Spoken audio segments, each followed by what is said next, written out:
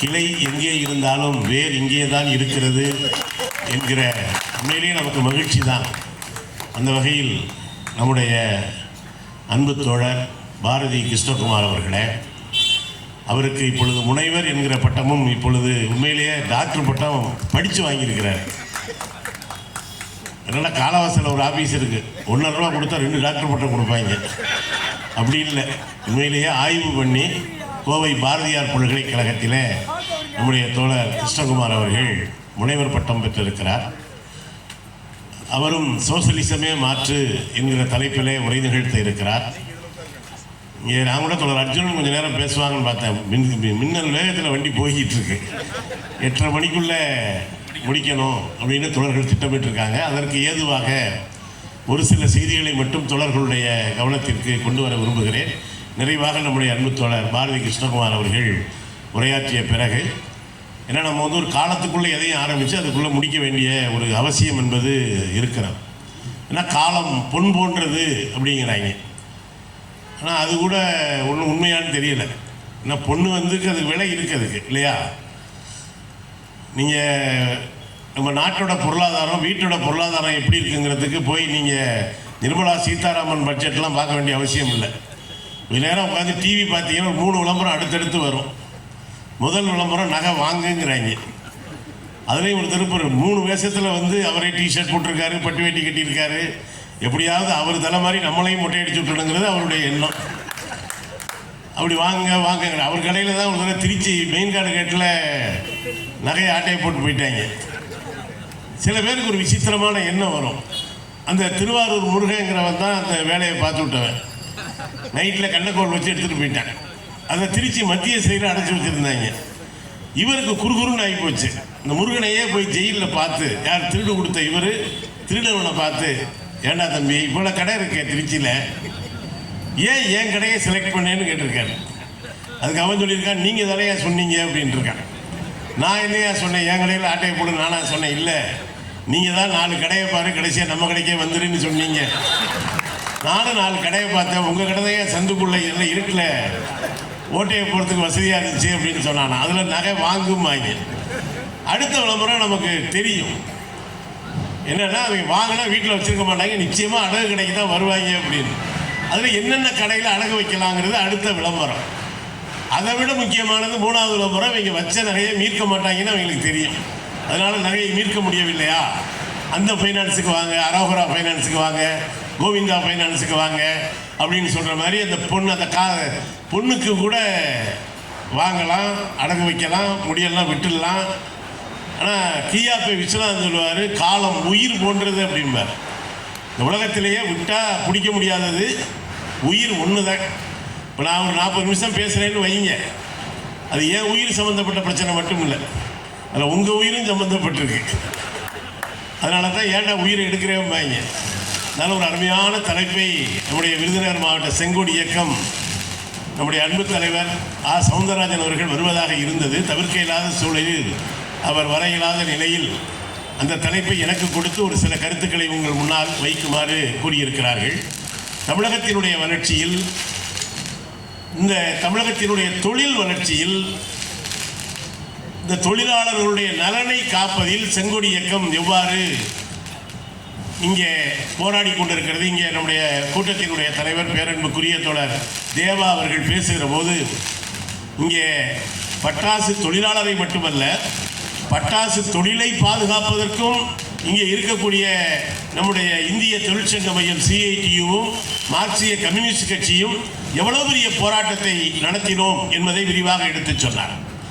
இங்கே இருக்கக்கூடிய பட்டாசு தொழிலாளர்களை ஒரு அமைப்பாக திரட்டுவதற்காக மட்டுமல்ல, இந்த தொழிலுக்கு ஒரு நெருக்கடி வந்த பொழுது அதை பாதுகாப்பதற்கான போராட்டத்தை நம்முடைய நீதிபதிகள், அவங்களுக்கு பட்டாசுன்னா என்னன்னு தெரியுமா, நமக்கு தெரியல. திடீர்னு ஒன்று புதுசாக கண்டுபிடிச்சி பசுமை பட்டாசு, பசுமை பட்டாசு, அதுக்கு ஒரு நேர கட்டுப்பாடு வேறு. ஏன்னா டாஸ்மாக்குக்கெல்லாம் ஒரு நேரமும் கிடையாது. நீங்கள் 12 மணிக்கு ஆரம்பிப்பாங்க, பின்னால் பார்த்தா எந்த நேரமும் 24 hours ஓடிக்கிட்டு இருக்கோம். ஆனால் இந்த தீபாவளி மாதிரி பண்டிகைகள் வருகிற பொழுது ஒரு குறிப்பிட்ட நேரத்தில் தான் வெடிக்கணும், 6 to 8 அப்படின்னால டைம் போட்டு கொடுப்பாங்க நீதிமன்றத்தில். அதில் வேடிக்கையாக பார்த்து தீபாவளி சமயத்தில் ஒரு ஜோக்கு வந்துச்சு. ஒருத்தன் 8:01 ஒரு வெடி வெடிச்சிருக்கு, ஒரு சின்ன பையனை போய் பிடிச்சிட்டாங்க போலீஸ் அமைக்கி. நீ 8 மணிக்கு மேலே வெடி வெடிச்சிட்டு அவன் சொன்னா, நான் இல்லைங்கய்யா கோச்சிக்காதீங்க, நான் 7:50 வச்சேன், அது புஸ்ஸுன்னு இப்போ தான் வெடிச்சிருக்கு, எனவே ஐயா ஒரு நிமிஷம் நீங்கள் தாமதம் பண்ணதை மன்னிச்சுக்குங்கன்னு சொன்னான். அந்த மாதிரி இப்போ தேவா சொன்னார், இந்த பசுமை பட்டாசு என்னன்னே கண்டுபிடி. அதில் ஒரு நீதிபதி சொல்கிறார், பட்டாசு வெடிக்கும் பொழுதே உள்ளே கொஞ்சம் தண்ணியை வச்சு விட்ருங்க, வெடிக்கும் பொழுதே புஷ்ஷுன்னு அதே அடைஞ்சு போகிற மாதிரி. இப்படி எல்லாம் பெரிய ஜிடி நாயுடுலாம் விஞ்ஞானியாக இருக்கிற காலம் இது. யாராவது வந்து பஞ்சாயத்துக்கு உச்சநீதிமன்றம் கூட 2 பேரும் பேசி தீர்த்துக்குங்க அப்படின்னு உச்சநீதிமன்றத்தில் கூட சொல்கிற காலமாக இருக்குது. அதுக்கு அவ்வளோ தூரம் போகல. சிவகாசி ஆலமரத்தில் பார்த்தே சொல்லிடுவாங்க, 2 பேரும் பேசி போங்க அப்படின்னு. பொதுவாக நீதிபதிகள் பல வகையாக இருக்காங்க. நான் வந்து விளையாட்டாக சொல்கிறேன், நீதி பற்றி இந்த இந்திய நாட்டினுடைய நாடாளுமன்ற ஜனநாயக முறையை, அரசியல் சட்டத்தை நாமும் பாதுகாக்க விரும்புகிறோம். ஆனால் பல கட்சிகளிலே வழக்கறிஞர் அணி என்று ஒன்று இருப்பது போல பாஜகவிலே மட்டும்தான் நீதிபதிகள் அணி என்றும் ஒன்று வைத்திருக்கிறார்கள். என்றால் இன்றைக்கு நீதிபதியாக இருக்கிறவர்கள் அடுத்த ஒரு மாநிலத்தினுடைய ஆளுநராக அல்லது தேசிய மனித உரிமையினுடைய ஆணையத்தினுடைய தலைவராக மாறுகிற காட்சியை எல்லாம் இன்றைக்கு நாம் பார்த்து கொண்டிருக்கிறோம். அந்த வகையில் இந்த தமிழகத்தினுடைய தொழில் வளர்ச்சியில் கம்யூனிஸ்டுகளுக்கு ஒரு மகத்தான பங்களிப்பு என்பது இருக்கிறது. நீங்கள் வந்து அதுக்கு முன்னால் உண்மையிலேயே நம்முடைய இசைஞானி இளையராஜா அவர்கள் நேற்றைக்கு சிம்பொனி இசையமைத்திருக்கிறார் லண்டனில். தமிழர்கள், இந்தியர்கள் எல்லோரும் கொண்டாடுகிறார்கள். ஒரு காலத்தில் இங்கே இருக்கக்கூடிய நம்முடைய மூத்த தலைவர்கள்லாம் இங்கே உட்கார்ந்துருக்காங்க. இதே சிவகாசிக்கு பாவலர் சகோதரர்கள் என்கிற பெயரில் அன்றைக்கு பாவலர் வரதராஜன் அவர்களும், அன்றைக்கு ராஜையா என்று அழைக்கப்பட்ட இளையராஜா அவர்களும், அமர்சிங் என்று அழைக்கப்பட்ட கங்கையமரன் அவர்களும் இந்த பொது உடைமை இயக்க மேடைகளின் வழியாகத்தான் இந்த உலகத்திற்கு அறிமுகமானார்கள். அன்றைக்கு தேவிபுரம் அந்த பீர்மேடு தேர்தலில் பாவலர் வரதராஜனை கண்டுபிடித்து பொது மேடைகளுக்கு அறிமுகப்படுத்தியவர் மகத்தான நம்முடைய அன்பு தோழர் மாயாண்டி பாரதி அவர்கள். இதை நான் சொன்னால் ஏதோ இவனா சொல்கிறான்னு நினைப்பாங்க. அன்றைக்கு இளையராஜா அவர்களும் கங்கையமரன் அவர்களுமே இதை பல முறை மேடையில் சொல்லியிருக்கிறார்கள். அதுபோல் இந்த செங்கோடி இயக்கத்தின் மேடையில் துவங்கிய அந்த பாட்டு பயணம் இன்றைக்கு லண்டனுடைய அந்த அரங்கம் வரை சென்றிருப்பது அவருடைய துவக்க கால மேடை என்கிற முறையில் செங்கோடி இயக்கமும் அவருக்கு நம்முடைய வாழ்த்துக்களை தெரிவித்துக் கொள்கிறோம். அவர் மேலும் மேலும் பல சாதனைகளை இசை உலகிலே படைக்க வேண்டும் என்பதை நாம் அன்றைக்கு ஆதவனை அடிமையாக்கியே செங்கொடி விண்ணுயர பறக்குது காணீர் என்பதுதான் பாவலர் வரதராஜன் அவர்களுடைய பாடல். அவர் எவ்வளவு கெட்டிக்காரன்னா, அன்னைக்கு வந்த இந்தி படத்தினுடைய மெட்டில் சாயந்தரம் நம்ம கட்சி மேடையில் பாடுவாராம். அவசர நிலை காலத்தில் பார்த்தவனையெல்லாம் பிடிச்சி அவசரமாக ஆப்ரேஷன் பண்ணிக்கிட்டு இருந்தாங்க, குடும்ப கட்டுப்பாடு என்கிற பெயரில்.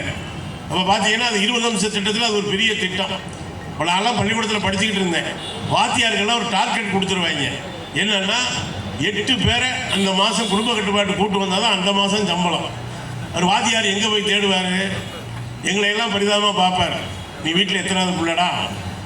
4வது பிள்ளை. போதும்டா, அவங்க அப்பாட்ட சொல்கிறா, இப்படியாவது அவங்க அப்பா கூட்டு வாடா, யூனியன் ஆஃபீஸுக்கு கூட்டு போய் அரிசி பணமெல்லாம் கொடுப்பாங்களான்னு அலைவார். ஐயா அது நான் முடிவு பண்ண முடியாது, அவர் தான் இதோட நிறுத்திக்கலாமா வேணாங்கிறது அந்த ஆள் தான் முடிவு பண்ணணும்.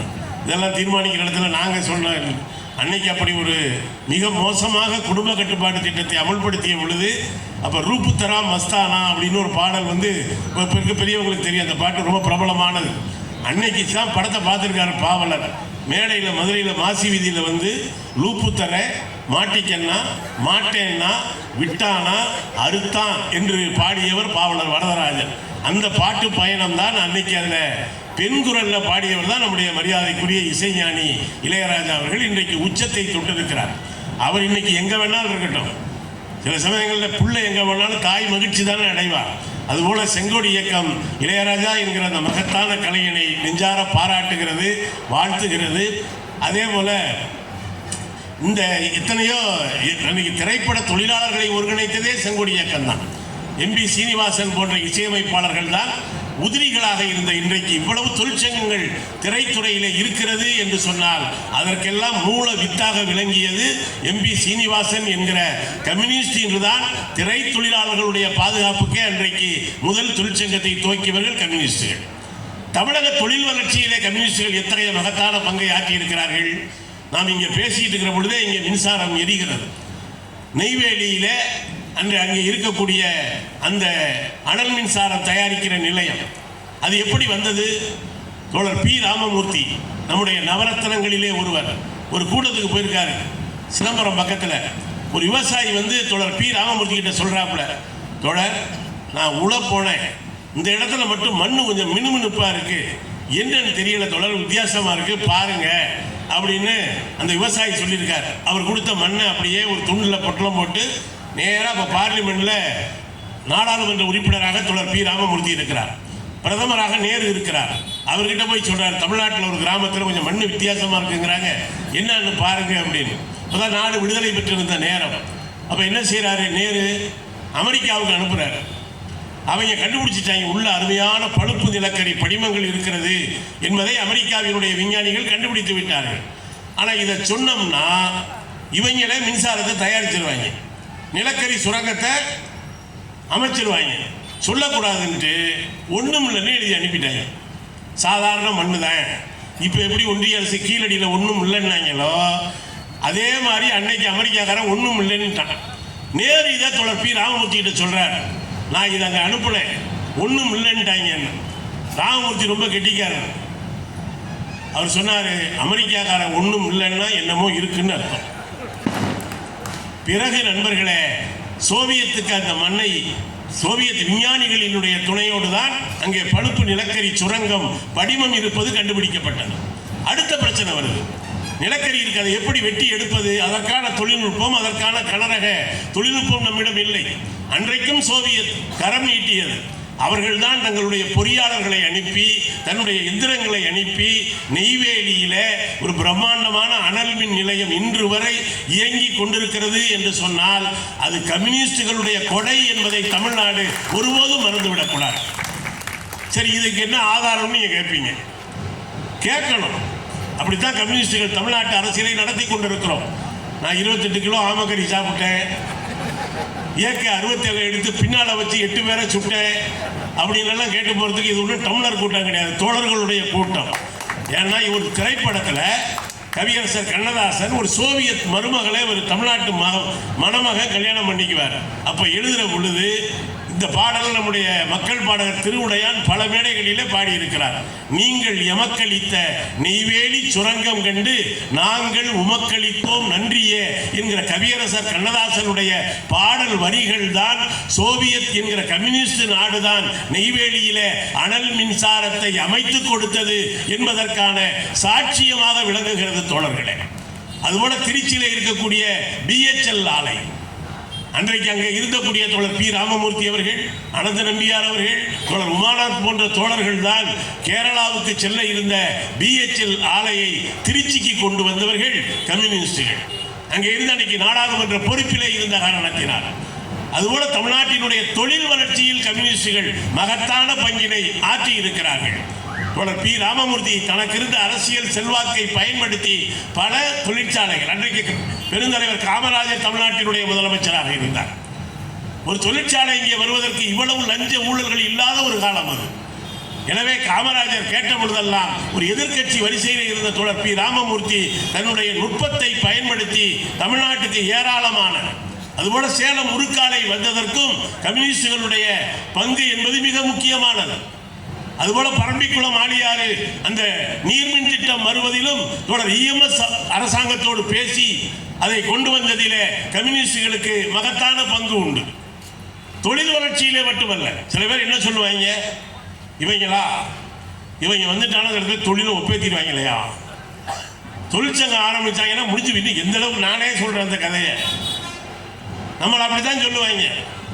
ஒரு இடத்துல சிவப்பு கொடியை காட்டினா ரயில் நின்றோம், இவங்க கொடி கட்டினா அந்த இடத்துல தொழிலே நின்றோம் அப்படின்னாலாம் நம்மளை சொன்னது உண்டு. நம்ம சந்திக்காத அவதூறுகளா அழுக்குகளா இங்கே தோழர்கள் கம்பீரமாக அறிவித்தார்கள். நாங்கள் மாநில குழு நிர்ணயித்த அந்த இலக்கை தீர்மானித்து விட்டோம். இது ஒன்றும் திரள் நிதி அல்ல. வெளிநாட்டில் காசை வாங்கிட்டு இங்கே கூத்தடிக்க கும்மாளம் அடிக்க இந்த காசை நாங்கள் வாங்கலை. இது திரள் நிதி அல்ல, எங்கள் தோழர்களுடைய வியர்வையில் விளைந்த நிதி. அதில் விருதுநகர் மாவட்டத்தை நான் எப்பொழுதும் நன்றியோடு எல்லா மேடையிலும் சொல்வது உண்டு. அன்றைக்கு தோழர் MNS வெங்கட்ராமன் அவர்கள் நம்முடைய மாவட்ட செயலராக இருந்த பொழுதுதான் ஒரு வெகு மக்கள் வசூலை எப்படி சிறப்பாக நடத்துவது என்று தமிழ்நாட்டுக்கே பாடம் எடுத்துக் கொண்டிருக்கிற பெருமை நம்முடைய விருதுநகர் மாவட்ட தோழர்களுக்கு உண்டு. அது ஒன்றும் சாதாரணமான பணி அல்ல. அந்த வெகு மக்கள் வசூல் என்பதை இங்கே இருக்கக்கூடிய பாலு உள்ளிட்ட தோழர்கள் பல மாவட்டங்களில் எப்படி அதற்கு திட்டமிடுவது, எப்படி மக்களை அணுகுவது என்றெல்லாம் சொல்லிக் கொடுத்திருக்கிறார்கள். நான் ஏன் இதை சொல்றேன்னா, இன்னைக்கு நம்மளை பார்த்து என்ன சொல்லுவாங்க, உண்டிய குலுக்கி. அதை விட பெருமையான ஒரு பெரிய வார்த்தை நமக்கு உண்டாங்க. இந்த இயக்கம் பொது உடைமை இயக்கம் இந்தியாவிலே துவங்கி கிட்டத்தட்ட 100 ஆண்டுகள் ஆகிறது. இன்னைக்கு வரைக்கும் நம்மளை பார்த்து உண்டியல், அதில் சில மேடைகளில் சொல்லுவாங்க, இவங்கெல்லாம் தகரம் கண்டுபிடிக்கிறதுக்கு முன்னாலேயே உண்டியலை கண்டுபிடிச்சிட்டாங்க. இப்போ கூட நம்ம இப்போ இங்கே என்னன்னு தெரியல, திண்டுக்கல் மாவட்டத்தில் ஒரு 3000 உண்டியல் வாங்கி வீடு வீடாக கொடுத்துருக்கோம். அது என்னன்னு தெரியல, அந்த கலைஞர் ஒரு வித்தியாசமாக டிசைன் பண்ணியிருக்காரு. நம்ம வீடுகளில் பொம்பளை சிண்டெக்ஸ் தொட்டி அது மாதிரியே இருக்குது அந்த உண்டியல். சில இந்த பிள்ளைங்க வச்சுக்க பார்த்தா மாம்பழம் மாதிரி வச்சுருப்பாங்க, ஆப்பிள் மாதிரி வச்சுருப்பாங்க, பல டிசைனில் உண்டியல் இருக்குது. என்னையா சிண்டெக்ஸ் மாதிரி இருக்குன்னு கேட்டேன். அதுக்கு அந்த தோழர் சொன்னார், ஒரு வாரியார் கதையை சொன்னார். வாரியார் சாமிகிட்ட எப்படி சாமி இப்படி வாயை திறந்தா தமிழும் ஆன்மீகமும் கொட்டுதுன்னு கேட்ட பொழுது, நல்லா படித்து மண்டையில் ஏற்றிட்டோம்னா அது பேசுகிறப்ப வறுமையா, அது எப்படின்னா மேல்நிலை தொட்டியில் தண்ணி இருந்தால் குழாயை திறந்தா தண்ணி வரும், அது மாதிரி நம்ம படித்து மண்டையில் ஏற்றி வச்சிட்டோம்னா வாயுங்கிற அந்த இதில் நல்லா வறுமையான்னு சாமி சொல்லியிருக்காரு. அதுபோல் அந்த சிண்டெக்ஸ் தொட்டியில் மாதிரி வாங்கி வாங்கி வாங்கி வாங்கி தோழர்கள் ஒரு நாளைக்கு 10 ரூபா, 5 ரூபா, 2 ரூபா, 1 ரூபா, எதுக்கு 6ஆம் தேதி மதுரைக்கு வர்றதுக்கு.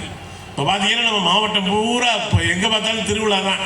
எல்லாரும் திருவிழாவுக்கு கையில் கங்கணம் கட்டிக்கிட்டு வேலை செய்கிறாங்க. எங்கள் தோழர்கள் கட்டியிருக்கிற கங்கணம் தான் ஒரு நாள் மதுரைக்கு வர்றதுக்கு அவ்வளோ பெரிய பயிற்சியை நம்ம எடுக்க வேண்டியிருக்கு. இப்போ பார்த்தா எங்கே பார்த்தாலும் செந்தொண்டர்களுடைய பயிற்சி. நான் அடிக்கடி சொல்கிறது உண்டு, இங்கேயும் சொல்லியிருக்கேன். இன்னைக்கு வைகுண்டரையே கொண்டு போய் சனாதனத்தில் சேர்க்கறதுக்கு ஒருத்தர் பீகார்லேருந்து கிளம்பி வந்திருக்காரு. வைகுண்டர் எவ்வளவு பெரிய ஆன்மீக புரட்சியாளர்.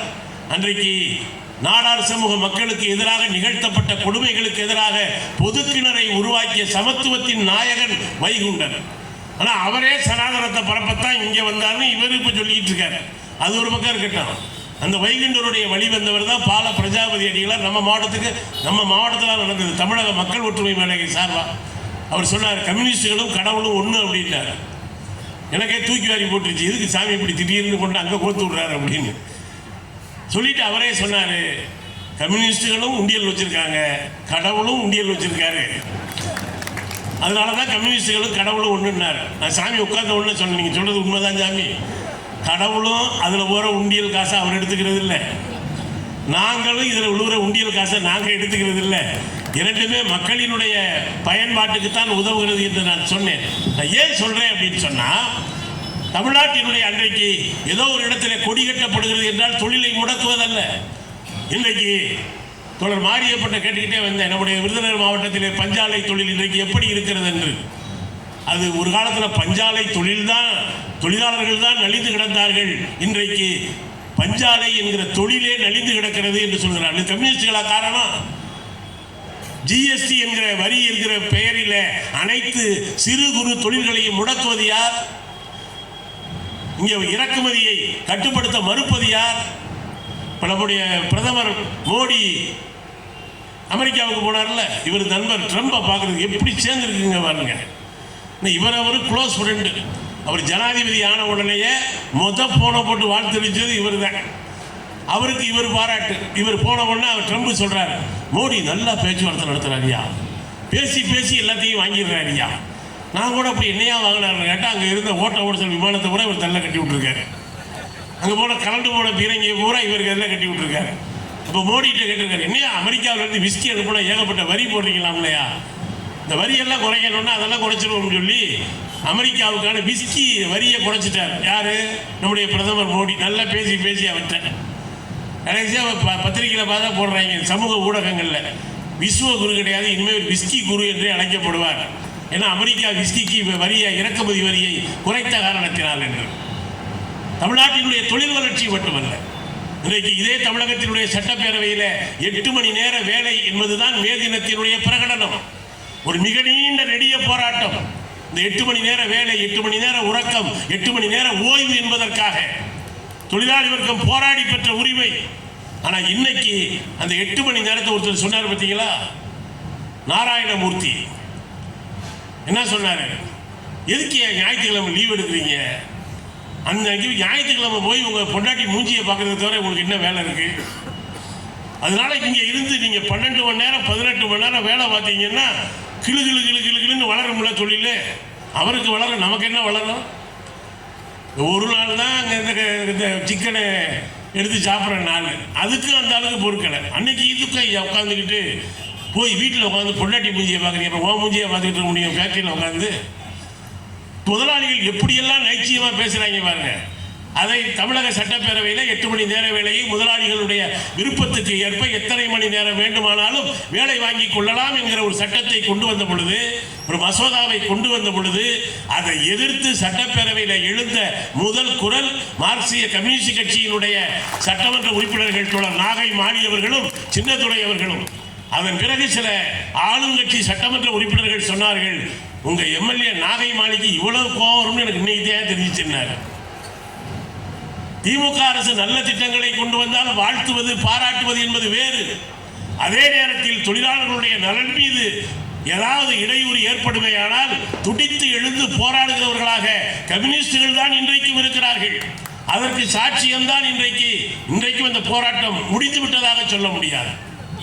காஞ்சிபுரம் மாவட்டத்திலே சாம்சங் தொழிலாளர்களுடைய போராட்டத்திற்காக இன்னைக்கு கூட தொழிற்சங்கம் அமைச்சாச்சு.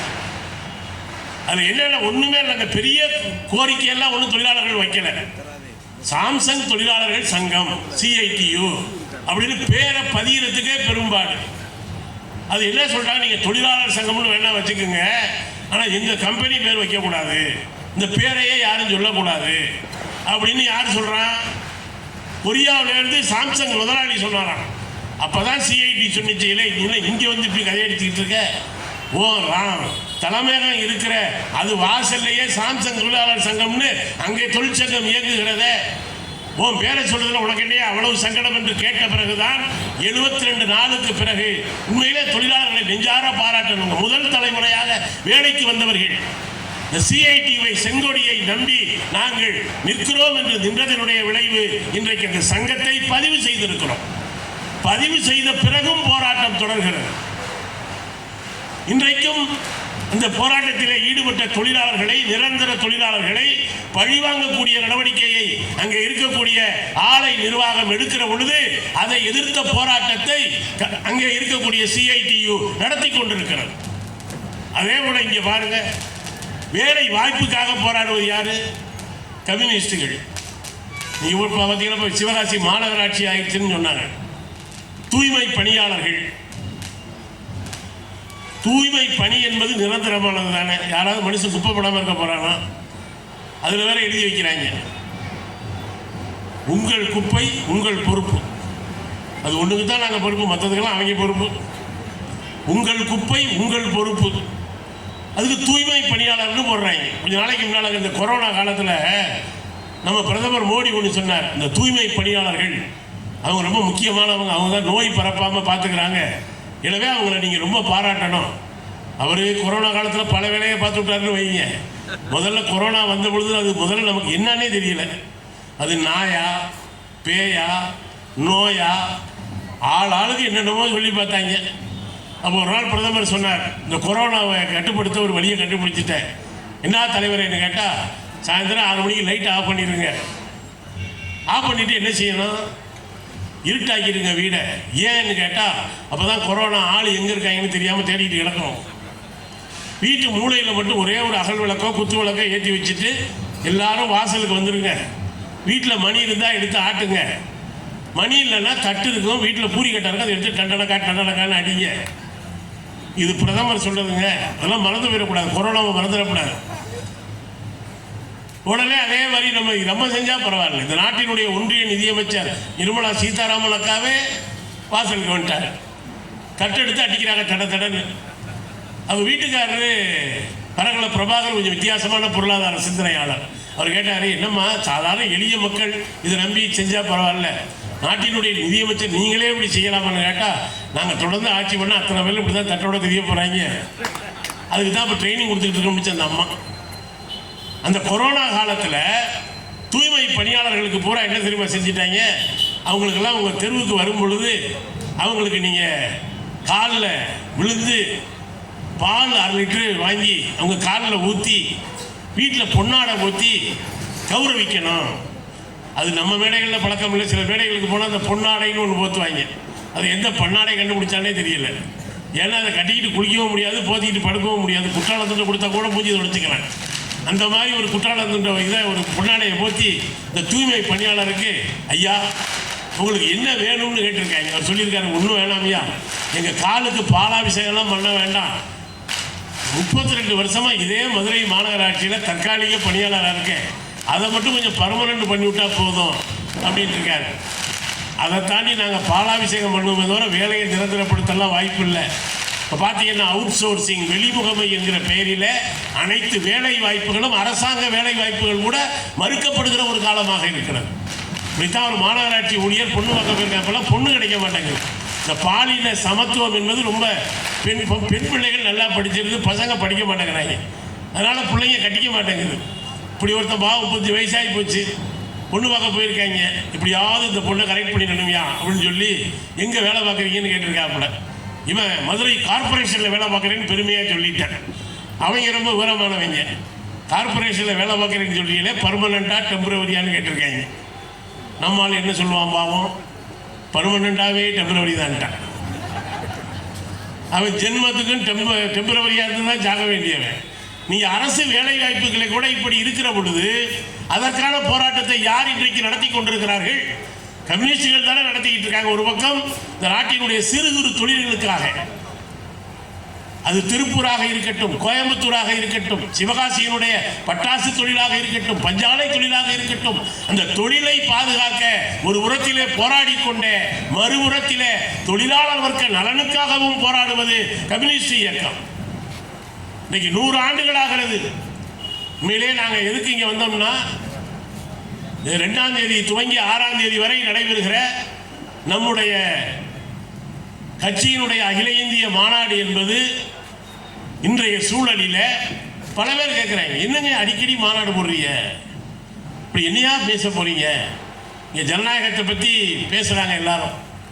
உண்மையிலேயே தங்களுடைய கட்சியின் அரசியல் தீர்மானத்தை, திசை வழியை கிளையில இருக்கக்கூடிய தோழர்கள் உட்பட விவாதிக்கிற ஒரு உண்மையான உட்கட்சி ஜனநாயகத்தை கொண்டிருக்கக்கூடிய கட்சி மார்க்சிய கம்யூனிஸ்ட் கட்சி. இதே சிவகாசியில் கூட 2-3 நாளைக்கு முன்னால் அண்ணன் ராஜேந்திர பாலாஜி ஒரு தொண்டரை ஓங்கி அப்பிவிட்டார். எதுக்கே அடிச்சேன்னு கேட்டால், நான் இருக்கும் பொழுதே மாப்பா 2 பேரும் வேற வேற கட்சி இல்லை, ஒரே கட்சி தான். மாப்பா பாண்டியராஜனுக்கு பொன்னாடை போட்டுட்டு எங்கிட்ட வந்து வருவியா? இன்னைக்கு எடப்பாடி சொல்றாரு, எல்லாரும் அமைதியா இருங்கய்யா, நம்மளையே எல்லாரும் அப்புறாங்க, நீங்களே மாறி மாறி இப்படி அப்பிக்கிட்டு இருந்தா என்னையா பண்றது? கட்சிக்குள்ள ஜனநாயகம் இருக்கணும் அப்படின்னு அண்ணன் எடப்பாடி சொல்லியிருக்காரு. ஆனால் உண்மையிலேயே பல கட்சியில சொல்லுவாங்க, கொடி பிடிக்கிற தொண்டன் முடிவெடுப்பான். என்ன முடிவெடுப்பான்? கொடியை எப்போ பிடிக்கணுங்கிற முடிவு மட்டும் தான் எடுக்க முடியும். ஆனால் உண்மையிலேயே எங்க கட்சி உறுப்பினர்கள் மட்டுமல்ல, இந்த அரசியல் தீர்மானத்தை, அரசியல் நடைமுறை தீர்மானத்தை இணையதளத்திலே வெளியிடுகிறோம். யார் வேண்டுமானாலும் கருத்து சொல்லலாம். ஏன்னா எங்களுக்கு யோசனை சொல்றதுக்குன்னே சில பேர் இருக்காங்க. கூட்டணி சேர்ந்தோம்னா தனியா நிற்கலாமா? தனியா நின்னா ஏன் தனியா நிற்கிறேன்பா. நம்மளை கிறுக்கு பிடிக்கிறதுக்குன்னே சில செட்டு இருப்பாங்க. அப்படித்தான் மதுரையில் சொன்னாங்க, நீங்க உங்களுக்கு தான் நான் ஓட்டு போடலாம்னு நினைக்கிறேன், ஆனால் நீங்க எப்போ பார்த்தாலும் யாரோடவாவது சேர்ந்து வர்றீங்கள. ஒரு தடவை தனியாகவும் நின்னோம். சரி, இவனாவது ஓட்டு போட்டு போனாலும் ஒரு ஆர்வத்தில் கேட்டேன், தனியாக நின்னமே ஓட்டு போட்டியா நின்று? இல்லைண்ணே, உங்களுக்கு போட்டால் ஜெயிக்க மாட்டிய போல இருக்க. போட்டால் தானடா ஜெயிப்போம், போடாமையே ஜெயிக்க மாட்டேன்னு முடிவு பண்ணிடுவோம். அதுபோல் உங்களுக்கு என்னென்ன கம்யூனிஸ்ட் கட்சி வளர்கிறதுக்கு என்னென்ன யோசனை இருக்கோ அவ்வளோ யோசனையும் சொல்லுங்கப்பான்னு இணையதளத்திலே வெளியிட்டுட்டோம். அதை ஒட்டி நிறைய விவாதம் நடக்குது. பாசிசம்னு ஏன் முழு பாசிசம்னு ஏன் சொல்லலை நீங்க? மார்க்சிஸ்ட் கம்யூனிஸ்ட் கட்சியை பொறுத்தவரை இந்த அரசாங்கத்தை இது ஒரு மதவெறி இந்துத்துவாவை கொண்டு வர முயல்கிற ஒரு கட்சி. அதுபோல கார்பரேட்டுகளுடைய நலனுக்காக செயல்படுகிற கட்சி, எதேச்சதிகாரத்தை நோக்கி இந்த நாட்டை நடத்தி செல்கிற கட்சி என்று தெளிவாக வரையறை செய்திருக்கிறோம். இதில் இன்னைக்கு ஒரு மிகப்பெரிய போராட்டத்தை, ஒரு உள்கட்சி விவாதத்தை கட்சிக்குள்ளே நடத்தி கொண்டிருக்கிறோம். அதனுடைய ஒரு வெளிப்பாடாகத்தான் ஒரு 1000 பிரதிநிதிகள் இந்தியா முழுவதிலிருந்து வருகிறார்கள். இதே ஒரு தொலைக்காட்சி விவாதத்தில் ஒருத்தர் சொல்றாரு, கருப்பழனியப்பன் ஒருத்தர் இயக்குனர், இது அந்த பக்கம் பேசுறவர் சொல்றாரு, ஏன்னா இந்த தொலைக்காட்சி விவாதங்களில் உட்கார்ற மாதிரி ஒரு கொடுமை எதுவுமே கிடையாதுங்க. அப்போ ஒருத்தர் சொன்னார், கம்யூனிஸ்டுகள் எங்கெங்க இருக்காங்க, அங்கங்கே ஒன்று இருக்காங்கன்னு கேட்டார். அதுக்கு கருப்பழனியப்பன் சொன்னார், ஒருத்தர் இருக்காரா 100 பேரா இருக்காங்கிறது முக்கியம் இல்லை. இதே ஜம்மு காஷ்மீர் சட்டமன்றத்தில் யூசுப் தாரிகாமி என்கிற ஒரு எம்எல்ஏ தானையா அந்த அன்பு மகளுக்கு நேர்ந்த, ஆசிபாவுக்கு நேர்ந்த கொடுமையை வெளியே கொண்டு வந்தது ஒரே ஒரு கம்யூனிஸ்ட் எம்எல்ஏ தானே என்று தெளிவாக சொன்னார். ஏன் சொல்றேன்னா, ஒரு நாளைக்கு முன்னால் அந்த தொகுதி மறுசீரமைப்பு சம்பந்தமாக ஒரு விவாதம் எங்கேயோ இருந்துட்டு ஒருத்தர் புரட்சி கவிதாசன் ஒருத்தர் பிஜேபியில் இருக்கார் உலகம், அவர் நமக்கு கிளாஸ் எடுக்கிறாரு. மாறுதல் ஒன்றே மாறாததுன்னு மார்க்ஸ் சொல்லியிருக்கிறாரு, இப்போ தொகுதி மட்டும் மாறக்கூடாதா? அடப்பாவி, அவர் எதுக்கு சொன்னார், நீ எதுக்கு சொல்ற? நான் உடனே சொன்னேன், புரட்சி 2 வகைப்படும். ஒன்று முன்னேற்றத்தை நோக்கிய புரட்சி, இன்னொன்று எல்லாத்தையும் பின்னுக்கு இழுக்கிற புரட்சி. எங்கள் கட்சி வர டெர்மினாலஜியில் அதை எதிர்ப்புரட்சின்னு சொல்லுவோம். தயவுசெய்து நீ உன் பேரை இனிமே புரட்சி கவிதாசன் வச்சுக்காத, எதிர் புரட்சி தாசன் வச்சுக்கையா அப்படின்னு. அடுத்து அந்த ஒரு குண்டை போட்டான். என்னன்னா, நாங்கள் இன்னைக்கு மும்மொழி கொள்கை தேவைன்னு 5 கோடி கையெழுத்து வாங்குறேன், 1 கோடி கையெழுத்து வாங்குறேன்னு முடிவு பண்ணிட்டோம். எதுக்குன்னு கேட்டேன். மும்மொழி கொள்கைன்னா என்னன்னு கேட்டேன். இல்லை, தமிழ்நாட்டு பிள்ளைகள்லாம் ஹிந்தி படிக்கணும், அதனால நாங்கள் கையெழுத்து வாங்குறோம்னாப்புல. அப்போ தான் நான் சொன்னேன், அந்த கையெழுத்து தமிழில் வாங்க போறியா ஹிந்தியில் வாங்க போறியா அப்படின்னு. இப்போ தமிழில் வாங்குவோம், பின்னால் ஹிந்தியில் வாங்குவோம்னா. கரெக்டாக இப்போ தான் என் பாயிண்ட்டுக்கு வந்திருக்கேன். நீ மட்டும் இங்கே இருந்தீங்கன்னா எவ்வளோ தமிழை காலி பண்ணிட்டு ஹிந்தியில் எங்களை கையெழுத்து போட விட்டுருவேன். எவ்வளவு அநியாயமாக இருக்கு. பள்ளிக்கூடத்துக்கு போகிற பிள்ளைகள்ட்டு பிஸ்கட் கொடுத்து கையில் வாங்குறாங்கய்யா. இந்த சில பேர் பேப்பரில் படிப்போம்ல, ட்ரெயினில் போய்கிட்டு இருப்போம், திடீர்னு பிஸ்கட் சாப்பிடுங்களான்னு கொடுப்பாங்க. வாங்கி சாப்பிட்டோம்னா அவ்வளோதான், கொஞ்சம் நேரத்திலே கிருகிருன்னு வரும், அப்படியே சாஞ்சிருவோம். வச்சிருக்க சாமானை பூரா எடுத்துகிட்டு போயிடுவாங்க, தோடு தொங்கட்டா பூரா கழட்டிடுவாங்க. அவங்க மயக்க பிஸ்கட் கொடுத்து திருடுறாங்கன்னா, இவங்க பிஸ்கட் கொடுத்து இந்த தமிழ் மொழியையே திருடி விடலாம் என்று பாஜக கும்பல் இங்கே அலைந்து கொண்டிருக்கிறது. எதுக்காக சொல்றேன்னா, இதே இங்கே தோழர் பேசுகிறப்ப சொன்னார், சங்கரலிங்கனார் பிறந்த விருதுநகர் மாவட்டம்னு. அன்றைக்கு வேற ஒன்றும் கேட்கலங்க, தமிழ்நாட்டுக்கு தமிழ்நாடுன்னு பேர் வைக்கணும்னு சொன்னார். வேற ஏதாவது சொன்னார்? அவர் சார்ந்திருந்த காங்கிரஸ் கட்சி கூட சங்கரலிங்கனாரை ஆதரிக்காத பொழுது விருதுநகர் மைதானத்திலே அவர் உண்ணாவிரதம் இருந்த அந்த பந்தலை பிரித்து எறிந்த பொழுது, வெறும் பந்தல் காலல் அல்ல, 4 புறமும் தடிக்கம்புகளோடு சங்கரலிங்கனாருடைய உண்ணாவிரதத்துக்கு பாதுகாப்பு கொடுத்தவர்கள் கம்யூனிஸ்டுகள். எங்களுக்கு எவனும் கிளாஸ் எடுக்க வேண்டியதில்லை, தாய்மொழி பற்றுனா என்னன்னு தெரியுமா, தமிழ்நாடுனா என்னன்னு தெரியுமா அப்படின்னு. அதனால தான் சங்கரலிங்கனார் உண்மையிலேயே உண்ணா நோன்பு இருந்து உயிர் நீத்த பொழுது, என்னுடைய உடலை கம்யூனிஸ்டுகளிடம் ஒப்படைத்து விடுங்கள் என்று உயில் எழுதி வைத்துவிட்டு போனார் என்று சொன்னால், இன்றைக்கு தமிழ்நாடு என்கிற பெயர் இருக்கிறது. அதற்கான அரசு உத்தரவிலே கையெழுத்திட்ட அண்ணாவினுடைய சேவை எவ்வளவு முக்கியமானதோ அதை விட ஒருபடி மேலானது கம்யூனிஸ்டுகளுடைய சேவை என்பதை மறந்துவிடக்கூடாது.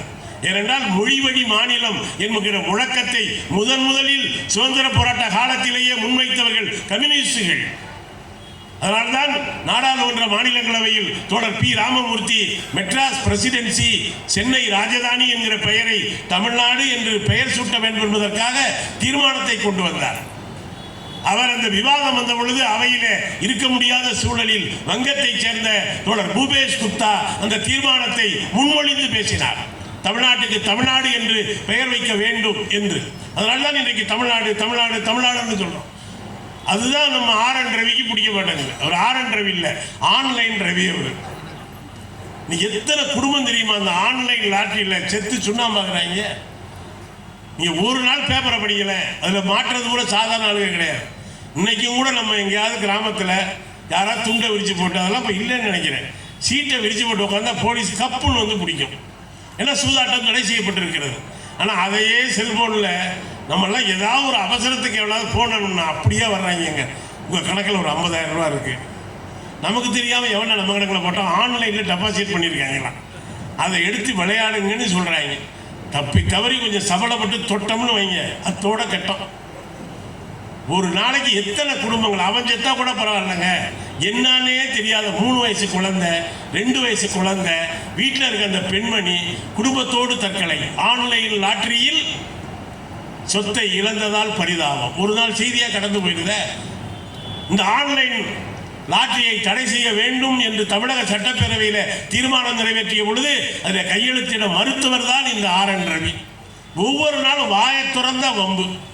இந்த பக்கம் போனால் வைகுண்டர் சனாதனிம்பாரு, அந்த பக்கம் போனால் மதமான பேய் பிடியாது இருக்க வேண்டும் என்று பாடிய வள்ளலார் ஒரு சனாதனவாதிம்பாரு, உச்சகட்டமாக வள்ளுவரே ஒரு சனாதனவாதிம்பாரு, கேட்டால் போப் ஒரு அயோக்கியம்பாரு.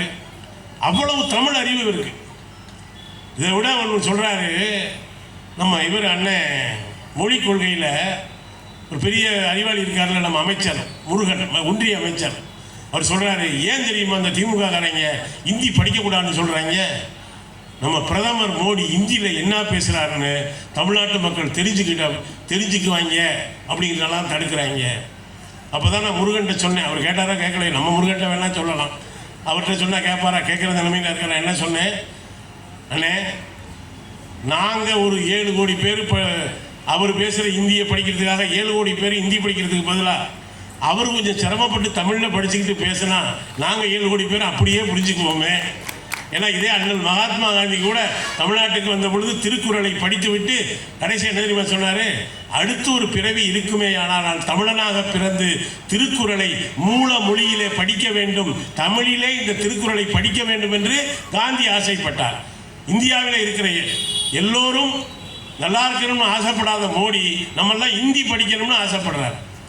எனவே இன்றைக்கு மும்மொழி கொள்கையை எதிர்த்த போராட்டமானாலும் சரி, தமிழ்நாட்டினுடைய தொழில் வளர்ச்சிக்கான போராட்டமாக இருந்தாலும் சரி, தொழிலாளர்களுடைய நலனுக்கான போராட்டமாக இருந்தாலும் சரி, இங்கே குடிமனை பட்டாவுக்கான போராட்டமாக இருந்தாலும் சரி, நாடு சுதந்திரம் பெற்று இவ்வளவு காலம் ஆயிடுச்சுல்ல, இன்னமும் இந்த பஞ்சமி நிலத்தை மீட்டு பட்டியலின மக்கள் கையில் கொடுக்க முடிகிறதா? இப்போ கொஞ்ச நாளைக்கு பார்த்தா OPS பஞ்சமி நிலத்தை வச்சிருந்துருக்கிறார். இப்படி எடுத்தீங்கன்னா பல பெரிய மனுஷங்க பஞ்சமி நிலத்தை கையில் வச்சிருக்காங்க. இன்னொரு பக்கம் பார்த்தா இப்போ சமீபத்தில் தமிழக அரசு ஒரு நல்ல உத்தரவு போட்டுச்சு. அதாவது ஆட்சேபனை இல்லாத புறம்போக்கு நிலங்களில் இருக்கக்கூடியவர்களுக்கு பட்டா வழங்கப்படும். அது மதுரை, சிவகாசி உள்ளிட்ட மாநகராட்சி பகுதியில் குடியிருக்கிற எளிய மக்களுக்கு மிகப்பெரிய அளவுக்கு உதவியாக இருக்கும். என்னைக்காவது இந்த பட்டா குடிமனை எந்த கட்சியாவது பேசுதா? பட்டா அப்படின்னா என்னன்னே தெரியாது. ஆனால் பட்டா என்ன இதுக்காக போராட்டம், நிலச்சீர்திருத்தத்துக்கான போராட்டம், உபரி நிலத்தை மீட்டுக் கொடுப்பதற்கான போராட்டம். நான் ஒன்றை சொல்லி நிறைவு செய்கிறேன்.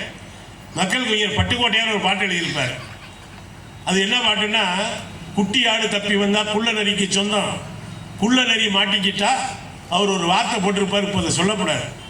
அதனால் ஒருவனுக்கு சொந்தம்னு நம்ம வச்சுக்குவோம். குள்ள நரி மாட்டிக்கிட்டா ஒருவனுக்கு சொந்தம், தட்டுக்கட்ட மனிதர் கண்ணில் பட்டதெல்லாம் சொந்தம். ஏன்னா சில பேருக்கு நில ஆசை முடியவே மாட்டேங்குது. எதை பார்த்தாலும் முடிச்சிருவோமாங்கிறாங்க. இந்த சுடுகாட்டு வைராக்கியம்னு ஒரு வார்த்தை கேள்விப்பட்டிருக்கீங்களா? அங்கே போனால் சில பேர் பட்டினத்தாராகவே மாறிடுவாங்க. என்ன மாப்பிள்ளை வாழ்க்கை, அவ்வளவுதான். அந்த பாடியை பார்த்துக்கிட்டே பேசுவாங்க. அந்த பாடியில் நெருப்பு வச்சோன்னே சொல்லுவாங்க, இந்த பக்கத்தில் எதுவும் வய விற்கிறாங்களாமா, இப்போ தான் என்னடா வாழ்க்கைன்னா, இப்போ இந்த சுடுகாட்டையை கூட ஆட்டையை போடலாமான்னு யோசிக்கிறான். அந்த மாதிரி தட்டுக்கட்ட மனிதர்களில் பட்டதெல்லாம் சொந்தம், சட்டப்படி பார்க்க போனால் 8 அடி தான் சொந்தம்னு எழுதினார் மக்கள் கவிஞர் பட்டுக்கோட்டை. அப்போல்லாம் அதுக்கு முன்னால் சினிமா கவிஞர்கள்லாம் 6 அடி தான் விடுவாங்க. நீங்கள் இன்னொரு பாட்டு இருக்குல்ல, கவிஞர் சுரதா எழுதின பாட்டு, ஆடி அடங்கும் வாழ்க்கையடா 6 அடி நிலமே சொந்தமடா. இதுதான் போய் போட்டு விட்டாங்க உடுமலை நாராயண கவிட்ட. என்ன நம்மளாம் 6 அடி தான் அளந்து விட்டுக்கிட்டு இருக்கோம் செத்தவனுக்கு, யாரோ ஒருத்தர் நெட்டையாக வந்திருக்காப்புல 8 அடி விட்டுருக்கான், என்னன்னு கேளுங்க என்ன என்டாப்புல. உடனே உடுமலை கூப்பிட்டுருக்காரு, அவர் பெரிய கவிராயன். ஏன் தம்பி கல்யாணம் 6 அடி விட்டா போதுமே, அப்படித்தானே நம்ம சினிமா கவிஞர்கள் விட்டுக்கிட்டு இருக்காங்க, நீ ஏன் தம்பி 8 அடி விட்டேன்னு கேட்டாராம். அதுக்கு மக்கள் கவிஞர் சொன்னார், அண்ணே நான் கம்யூனிஸ்ட் கட்சிக்காரன், எங்கள் குறுப்புக்கு பூரா எப்போ பார்த்தாலும் தலைக்காவிசு வாசல்லையே கிடந்து பட்டா கொடு நிலம் கொடுன்னு கேட்குற ஒரு வேலும் தரமாட்டேங்கிறாங்க, செத்த பிறகாவது கையை காலை வீசி ஃப்ரீயாக படுக்கட்டும்னு, அதான் 8 அடி கேட்டேன்னாராம்.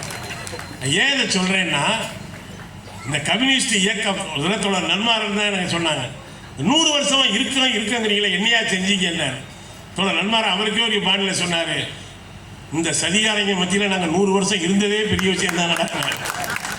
விளையாட்டுக்காக சொல்லல, கான்பூர் சதி வழக்கு துவங்கி, சென்னை சதி வழக்கு துவங்கி, மதுரை சதி வழக்கு துவங்கி, எத்தனை சதி வழக்குகள்.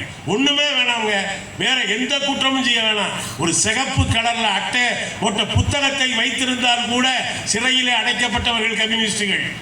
தென்னிந்தியாவினுடைய முதல் கம்யூனிஸ்ட், இந்தியாவிலேயே முதலாக மே தினத்தை கொண்டாடியவர். அன்றைக்கு கம்யூனிஸ்ட் இலக்கியங்களை படிப்பது தடை செய்யப்பட்டிருந்தது. சென்னையில் பிரிட்டிஷ் நிர்வாகம், பாண்டிச்சேரியில் பிரெஞ்சு நிர்வாகம். அன்னைக்கு சிங்காரப்ப நம்ம தோழர்கிட்ட படிங்கன்னு சொன்னால் ரொம்ப வருத்தப்படுறாங்க. என்ன தோழர் எப்போ பார்த்தாலும் ஏதாவது சொல்லிகிட்டே இருக்கல தோழர். நான் அடிக்கடி சொல்லுவேன், ஐயா நம்மளை பார்த்து மற்றவங்க பயப்படுறாங்கன்னா இவங்ககிட்ட வாயை கொடுக்கக்கூடாது. வாயை ஆரம்பித்தா உக்ரைன் போர்லேருந்து இஸ்ரேல் போர் வரைக்கும் போயிட்டு வருவாங்க, எல்லாம் நமக்கு தெரியும்னு நம்புகிறாங்க தோழர். அதுக்கு காரணம் நம்ம படிச்சுக்கிட்டே இருக்கிறது தான். நம்ம அடுத்தவன் நம்பிக்கைக்கு துரோகம் பண்ணாலும் எதிரியுடைய நம்பிக்கைக்கு ஒரு நாளும் துரோகம் பண்ணிடக்கூடாது. அதனால் படித்து விஷயத்தை தெரிஞ்சுக்கிட்டே இருக்கணும்னு சொல்லுவேன். நான் ஏன் சொல்கிறேன் அப்படின்னா, இந்த சிங்காரவேலர் அந்த கம்யூனிஸ்ட் இலக்கியங்களை, கம்யூனிஸ்ட் அறிக்கையை, மார்க்ஸ் எங்கெல்ஸ் லெனினுடைய சிந்தனைகளை படிக்க எவ்வளோ தெரியுமா கஷ்டப்பட்டார். பாண்டிச்சேரியிலேருந்து கருவாடு மீன் சென்னைக்கு வருமா, அந்த கருவாட்டு கூடைக்குள்ள கம்யூனிஸ்ட் அறிக்கையை உள்ள வச்சு படிச்சிருக்கிறாரு சிங்காரவேலர். அவர் காலத்தில் சென்னையிலேயே மிகப்பெரிய தனிநபர் நூலகத்தை வைத்திருந்த பெருமை சிங்காரவேலருக்கு உண்டு. அப்படியெல்லாம் இந்த ஒரு புத்தகத்தை வச்சிருந்தா கூட கைது செய்யப்பட்டவர்கள் கம்யூனிஸ்டுகள். அத்தனை சதி வழக்குகள். அதே சிங்காரவேலர் ஒரு பொது உடைமையாளர் மட்டுமல்ல, மிகச்சிறந்த சமூக நீதியாளர். 40 வயசுக்கு அப்புறம் தான் அவர் வக்கீலே படித்தார். முதல் நாள் ஒரு கோட்டை போட்டுக்கிட்டு சென்னை சைதாப்பேட்டை நீதிமன்றத்துக்கு போறார். யாரு? சிங்காரவேலர். அங்கே யாரு அப்பெல்லாம் ஆதிக்கத்தில் இருந்து, இப்போவே அவங்க தானே ஆதிக்கத்தில் இருக்காங்க. அப்போ யார் இருந்திருப்பா? சிங்காரவேலர் கோட்டை போட்டு கூட சொல்லியிருக்காங்க. என்ன சிங்காரவேலு, நீ எல்லாம் ஒரு மீனவ குடும்பத்தை சேர்ந்தவர், நீ எல்லாம் வலையும் பரியும் எடுத்துக்கிட்டு கடலுக்கு போக வேண்டிய ஆளு, கோட்டை போட்டுக்கிட்டு சட்ட புத்தகம் எடுத்துக்கிட்டு கோர்ட்டுக்கு வண்டியா, கோர்ட்டு என்ன ஆகும்னு தெரியலையேன்னு இருக்காங்க. ஒன்றுமே சொல்லலை சிங்காரவேலர். என்ன இங்கே நாகர்கோவிலில் நேசமணி அவர்கள் முதலாக நீதிமன்றத்துக்கு போன உடனே அவர் வாங்கின முதல் தீர்ப்பு எது தெரியுமா உங்களுக்கு? இந்த சேம்பரில் 2 பானை இருந்துச்சு.